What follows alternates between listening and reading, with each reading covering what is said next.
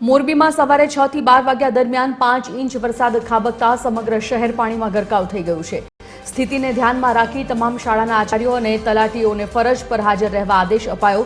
મચ્છુ 2 ડેમમાંથી પાણી છોડાતા બેઠો પુલ બંધ કરવામાં આવ્યો છે તેમજ 18 જેટલા રસ્તાઓ બંધ થયા છે। તંત્ર દ્વારા એસડીઆરએફની ટીમને સ્ટેન્ડ બાય રખાઈ છે અને લોકોને સાવચેત રહેવા માટે પણ અપીલ કરવામાં આવી છે।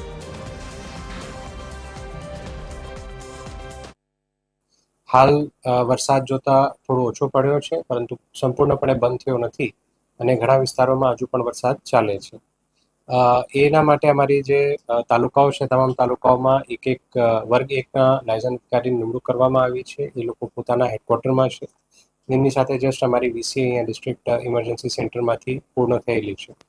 એ સિવાય તમામ ગામોમાં સરપંચ, તલાટી વગેરે હાજર રહે એના માટે પણ અમે સૂચનાઓ આપેલી છે અને લોકો પોતાના હેડક્વાર્ટરમાં અત્યારે હાજર પણ છે।